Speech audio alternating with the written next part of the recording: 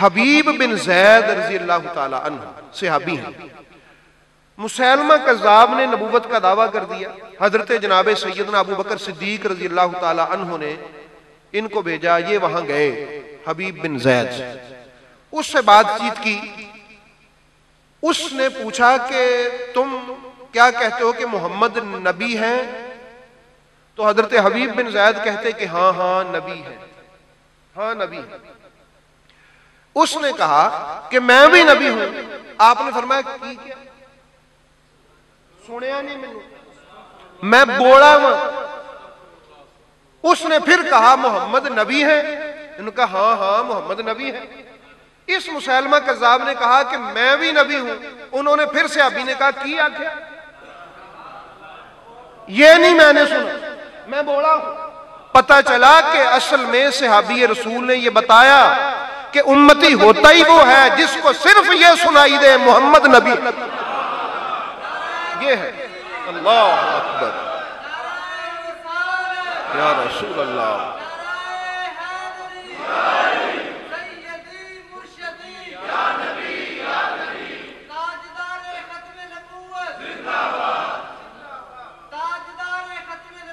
زندہ باد زندہ باد.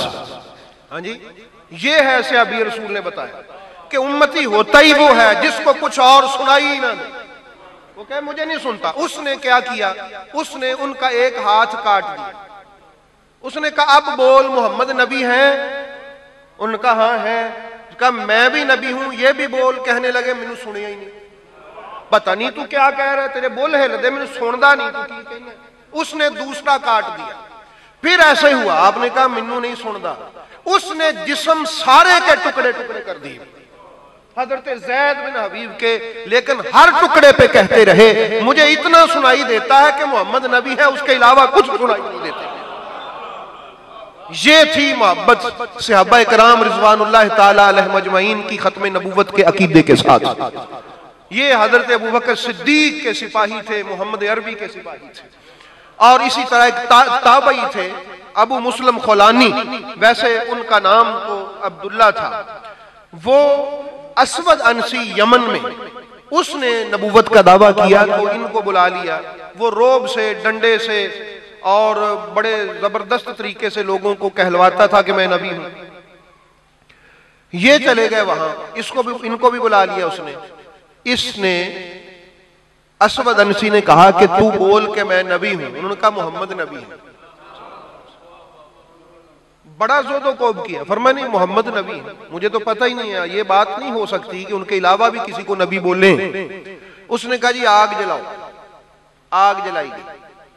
آگ جلا کے اس نے کہا میں تجھے آگ میں کھڑا کر کے زندہ جلا دوں گا ورنہ تو کہہ دے کہ میں نبی ہوں. ان کا بس ایک ہی بات کا پتہ ہے محمد نبی ہے, اس کے علاوہ کسی بات کا پتہ ہی نہیں. آگ میں کھڑا کر دیا. یہ سکہ روایت ہے. آگ میں کھڑا کر دیا. اللہ رب العالمین نے آگ کو ان پر اثر کرنے سے منع کر دیا. آگ کو ان پر اثر کرنے سے منع کر دیا. اب وہ آگ میں کھڑے تھے لیکن جل نہیں رہے تھے. اب اس کے جو رفقا تھے وہ ڈر گئے. اس نے کہا کہ اسود, یہ اس بندے کی وجہ سے یہ جو لوگ ہمارے ساتھ ملے ہیں یہ کہیں بہک نہ جائیں. وہ کہیں گے کہ محمد کا غلام تو آگ میں جال ہی نہیں رہا, اور یہ باہر نکل کے ضرور کہے گا اے سانو تے ایتھے آگ نہیں ساڑ دی, اتھے کتنا ساڑ دی. یہ دیکھ لو کہ ختم نبوت والے عقیدے پر تو آگ نہیں جلاتی. جن کا اس عقیدے پر پختہ یقین ہو ان کو آگ نہیں جلاتی. اس نے جلا وطن کر دیا اور وہ چلتے چلتے مدینہ طیبہ پہنچے. جناب حضرت ابوبکر صدیق رضی اللہ تعالی عنہ پر اللہ کے کروڑوں سلام ہوں, بے حد رحمتیں ہوں. ان کا دور تھا, انہوں نے ان جھوٹے نبیوں سے جنگیں کی, یہ دعوے داروں سے, نبی نہیں, ان جھوٹے نبوت کے دعوے داروں سے جنگیں کی انہوں نے. اور کتنے صحابہ کرام نے شہادت کا جام نوش کیا. آپ کے پاس جب وہ آئے نا یہ ابو مسلم خولانی, تو آپ کو اس بات کا پتہ چلا, اپنی سینے سے لگایا, محبت کی, ان کو چوما اور اللہ کا شکر ادا کیا کہ مولا یہ ختم نبوت کتنا برکت والا عقیدہ ہے.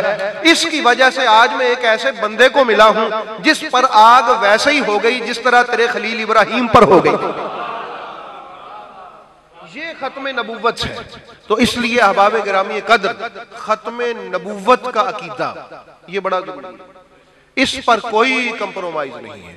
ختم نبوت یہ ہے کہ ہمارے نبی بس آخری نبی ہیں، ان کے بعد کوئی ذلی ہو، کوئی بروزی ہو، کوئی کسی طرح کا بھی نبی ہو کہے کہ میں نبی ہوں، اس کے لیے ایسی کوئی گنجائش کسی مسلمان کے سینے میں نہیں ہے کہ وہ سن بھی سکے کہ یہ کہتا ہے کہ میں نبی ہوں۔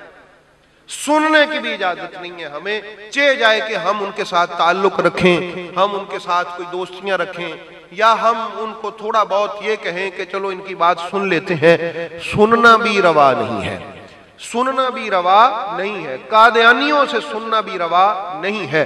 اللہ رب العالمین آپ کو، مجھے، ہمارا حامی و ناصر ہو اور ہمیں ختم نبوت کے عقیدے پر زندگی اور موت عطا فرمائے۔